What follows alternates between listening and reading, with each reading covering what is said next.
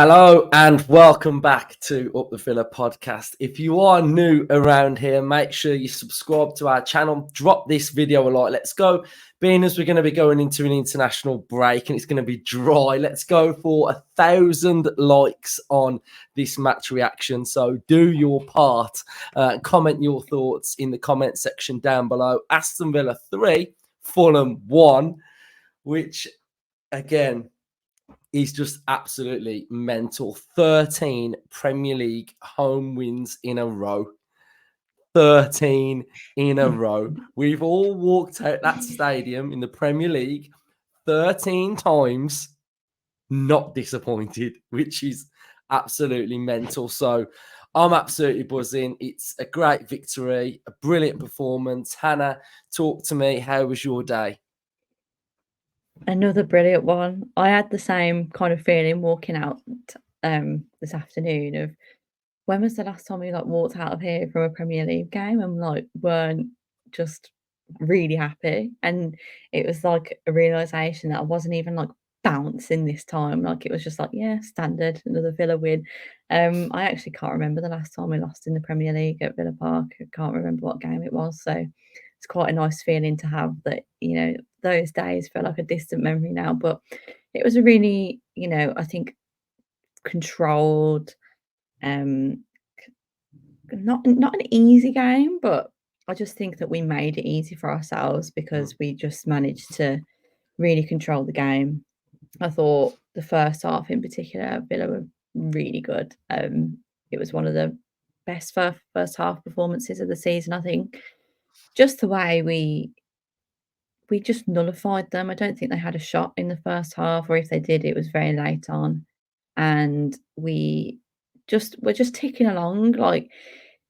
Again, there's some new people kind of sitting around me, and then we're having a bit of a grumble that, sometimes we weren't moving it quick enough. But I don't think those of us that go every week now, we know that that's not the way we play. And you kind of just sit back and enjoy the fact that Aston Villa are dominating possession and just tapping it around the park. And we were creating chances and doesn't need to be rushed anymore. I actually think we play our best football and we're not rushing and we can kind of play the game that we want to play rather than forcing it. So yeah, I thought it was a really good first half. McGinn was brilliant, which I'm sure we might get onto, but I feel like John McGinn's best games and probably personally his favourite games are where he can get a bit stuck in, and probably when the opposition give him a bit of ag. Like he was on the receiving end of quite a few challenges, wasn't he? And I think that really fired him up. And then we saw obviously when he goes and gets his goal. So it was a brilliant first half performance from him. And DRB again, probably is a little bit annoyed that another one of his kind of goals is down as an own goal, but a brilliant to go in at 2-0. And I think from that point on, I was pretty confident that we'd go on and win the game. So it was nice to come out and get the third just to kind of dead it off again. And still got this gripe that we can't keep a clean sheet. I don't know what's going on. It's like we are almost sometimes a little bit too casual.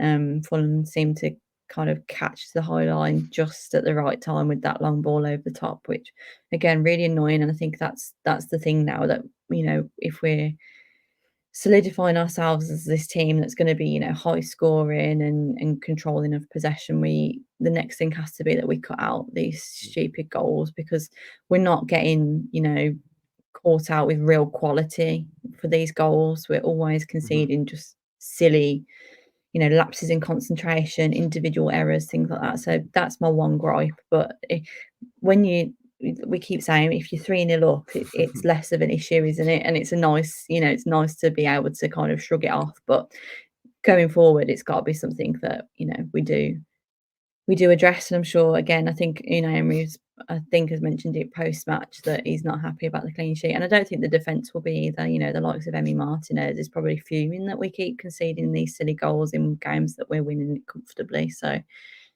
yeah, if that's my one complaint, life isn't too bad, is it? So really pleased, and it's just a shame about last weekend's result because otherwise we could have briefly been top of the Premier League, which would have been slightly ridiculous, but you know, we're comfortably fifth, aren't we? And going into an international break now, I think that gives us a really nice cushion, and we can have a bit of a break, a bit of a rest, but also just reset because it's a massive game, isn't it? The next one, post break. So yeah, all's good. You make some great points, and I feel like, when you hear them jittery moaners now, that you just feel like you've not been to the school of Unai yet, have you? You've It's not not you've not graduated, no. you haven't been to like the games to see how and how we do play. But yeah, you make some great points, and especially on like the stupid goals, like Charlie, who sits next to me, towards the end of the game, he was like, fuming about this goal we've conceded, and then about 2 minutes later, he was like, is that really bad that I'm fuming that like that's the only thing I've got to moan about, that we've conceded a goal? Like that's the Yeah. only thing. And I was like, mate, 13 wins, like, it's been great. So yeah, I mean, there was some real good play today, like you say. I think the controlled, the word you've used there, controlled. That's two nice teams, isn't it? It's controlled. It's very He's very demanding. It's very functional. It's all about domination and dominating the opponent. And I thought, if anybody who's not a Villa fan wants to understand what Villa are like, that first half is Aston Villa in a nutshell, where the opposition team probably want to come and sit in and they want to get to a 20-minute period, but they can't do anything. They can't go long because we just mop it up with ease. We the way the team moves around the pitch, whether it's in attack or defense, and we shift from side to side, it's like it's literally like, I'm trying to think, it's like poetry in motion, isn't it? It just moves around so smooth, and it's just amazing to watch. And we're talking about the school of Unai. That's a part of it. Even like whether it's Pau covering Digne, or Digne covering Pau, or Conte covering Pau, or someone coming inside and someone dropping off, and there's a run. There's so many good things that we've seen in this Villa side. And I've got to talk about a certain someone before we get into. We'll probably go into player ratings later, but a player came in the side today, having played bit part for Villa, in and out, come under massive amounts of criticism. Unai has spoke about him having to learn the way we play, which is mental from like a player like Tielemans. It is Tielemans, who, has played at international level. He's won the FA Cup. He's played at the highest level, to learn a new role.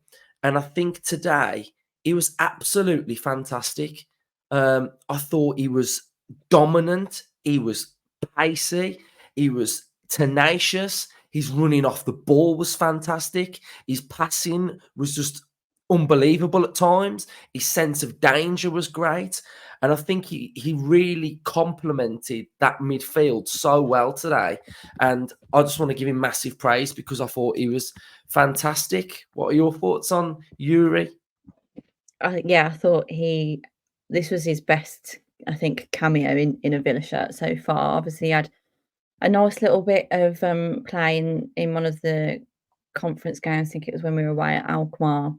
And at that point, it was kind of like a bit of a taster of what the Yuri Tielemans we want to see was going to be like. But I think today he gets the nod, starting in the Premier League at home, and that's something that he's probably been really craving. Like that's what he wants to do when he's at Villa. So that in itself was probably a little bit of a boost for him personally. And then he really like kind of carried it from there, didn't he? It was a really good like all-rounder performance. I think he was kind of, I mean, seeing the team sheet, I think, the swap of his style of player for, a Zaniolo or a Bailey, I thought was going to be quite interesting because, like I mentioned with that European game where he played while he was in that slightly more advanced role, which I think is where he enjoys to play. He was a bit of like an eight, or he kind of roamed around a little bit today.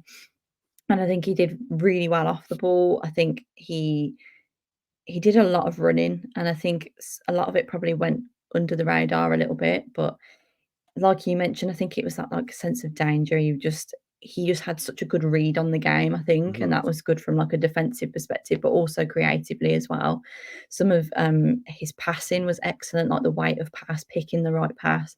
I thought it was really good. It was the Tielemans that we really wanted to see, the Tielemans that we kind of saw when we played, was it Lazio in pre-season? And we all kind of thought, oh God, look at the player we've got on our hands here. So I think it would have been a really good boost for him as well, and for the people that obviously have been getting already, you know, impatient with him, to just be like, look, this is a player that's been playing in a Leicester side for many years, you know, is kind of having to learn a complete new regime, a new set of players. Not everyone immediately settles down. Like it happens.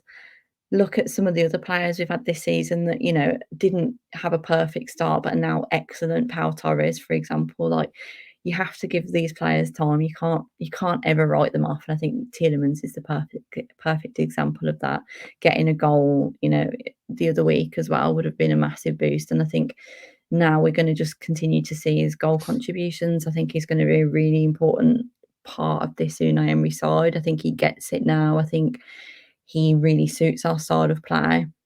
Sometimes, again, there's just a little bit of, you know, lax passing or lax in concentration, but it's nothing that worries me at all with Tielemans. And I just think that now he'll just continue to kick on. He just needed this bit of time to bed in, get a few performances under his belt, a few good performances, and I think he'll be right as rain. But it was nice to see today. You know, that midfield was a good one, I think.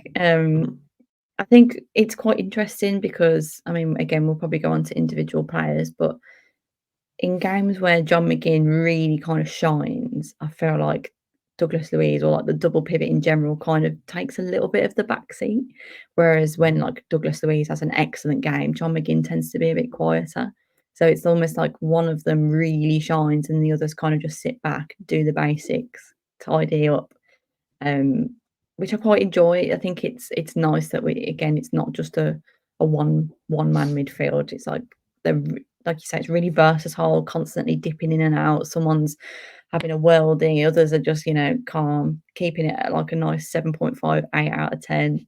Just, you know, keeping it assured in the middle of the park. So I think it's been nice now that we've got this midfield building that's really one of our strong points, which I think we've said before was never the case in previous Villa sides. Yeah, and there was a one-man wrecking ball in there for about 15 minutes in that first half. Just literally smacking through everyone, bulldozing his way through midfield. Like, McGinn, he was absolutely phenomenal in that first half. And all game, to be fair, you know, there was one moment in the first half where he just rolled someone and you're like, he's on it today. He's absolutely on it. Yeah. Yeah, it's literally like he's been wound up in like the tunnel and he's just gone. He's like one of them little toys that just keeps going. But it was absolutely fantastic. I mean, he took his goal so well. Like the little touch, if you watch the goal back, the little touch he takes to sort of set himself up was fantastic. And I've got to talk about total football goal number 3 because, you know, we won the ball back in central midfield. It went to McGinn, it went to Bailey, it went then across the box to Watkins, and it was just an absolute fantastic goal. And it was similar to the goal that we scored against West Ham in the sense of we were already leading and we showed this ability where we weren't as dominant in the second half with the ball. It was a bit scrappy. But then a different type of goal that we can score as well at home, where we just straight down the middle, counter-attack, really quick, sharp, direct. And it's another goal. And it just shows that different combinations to our play at home where we can be controlled, we can be settled, we can move it around, we can have controlled possession, we can have territorial advantage. But if we don't have that, we can just go straight through you really quickly. And it was just a fantastic goal. So shout out to John McGinn because he was amazing. But I just want to touch now on, it feels like it's starting to get serious now. I know we've got an international break and I know we've got Spurs, so it's one game at a time. But at home, the next two are Manchester City and Arsenal. And for me, I don't fear any of them, not one of them.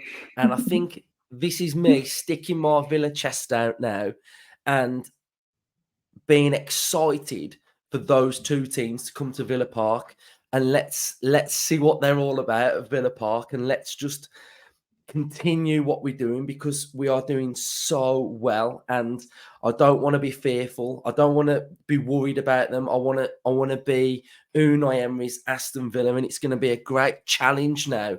Those next two home games, which are in the space of 1 week.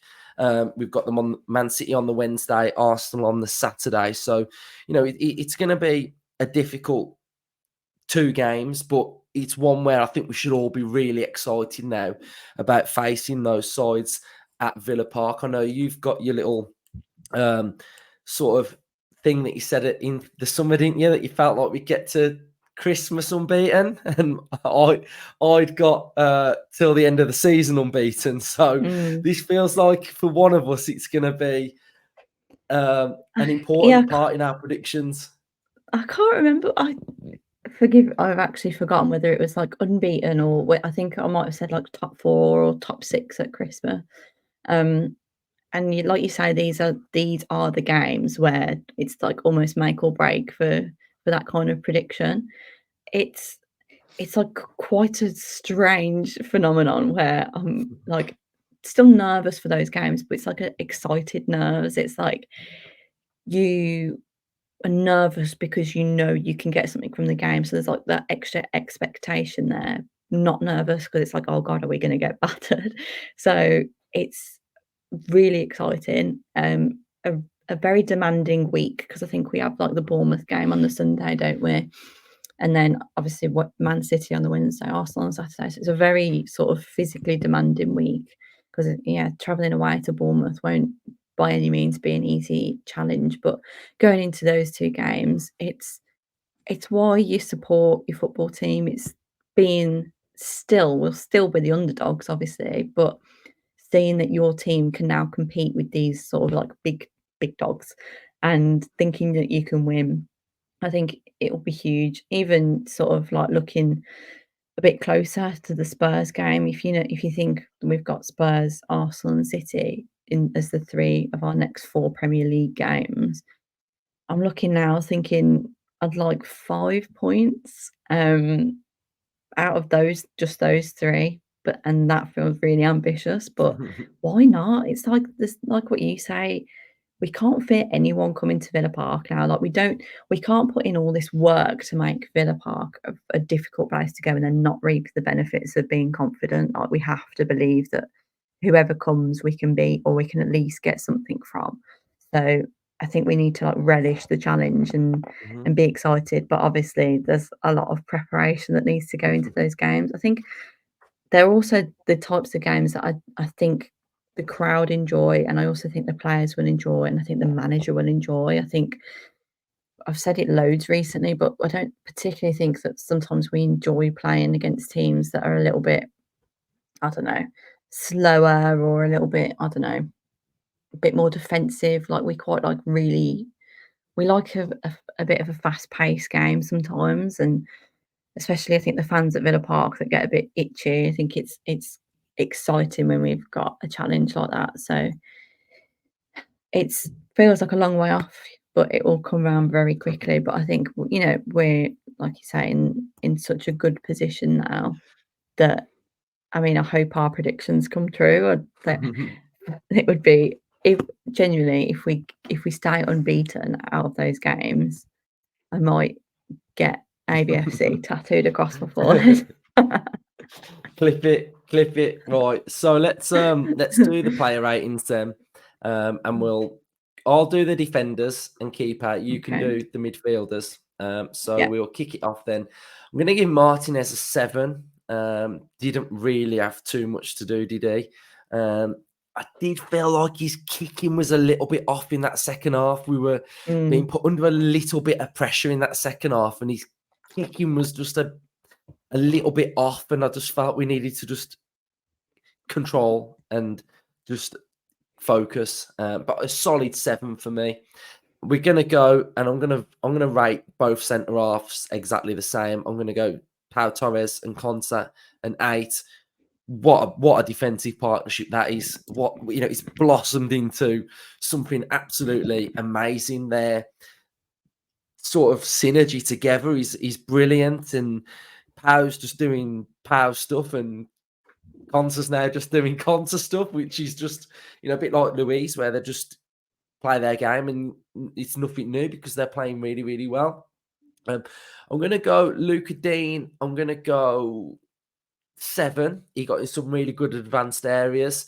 Again, I think he's playing really well. And I'm going to go Matty Cash an 8. I thought he was and we haven't even spoke about him on this episode, but I thought he was tremendous. You know, that one challenge that he did on that recovery was so. Yeah, I mean, he had to time it perfectly because he'd have been off if he caught him. But, you know, he is great, and I just think again he's developed into, you know, a brilliant right back now. He's defensively aware. He's you know, he goes forward well, and I just thought, you know, he had a real solid game. So you do Kamara, Louise, McGinn, and Tielemans. What a treat. It feels harsh to give give any of these less than an 8, to be fair. I think I actually really enjoyed Kamara's performance. I think he saw a lot of the ball today, maybe even more so than Douglas Luiz. I don't know if I'm, you know, overthinking, but again, I think it was because he was kind of filling in and dropping into that sort of centre back, right back kind of role when Cash was obviously quite progressive. So he saw a lot of the ball. I think he, again, really confident. Him and Douglas Luiz paired up really nicely. I think what we did really well today was pressure off the ball. So I'd give both of them an 8. Just because I think they teamed up really well. John McGinn, I'm gonna have to give a 9. I would probably spoil and say that he's my man of the match. I just thought it was brilliant. And Tielemans, I'd give another 8. I think he was, again, really good. I don't think there's much more to say other than I thought they were good. Fantastic. I'm going to go with DRB 7, Watkins. That chance he missed is just haunting me a little bit, but it didn't that's why matter I in the stuttered end. there. No, it didn't. Yeah. But he took his goal well, but the chance needs to bury it. He did So do a they're both lot of getting a other 7. work in the game. Yeah. However, I did a lot of work. And I'm gonna go 8 but here.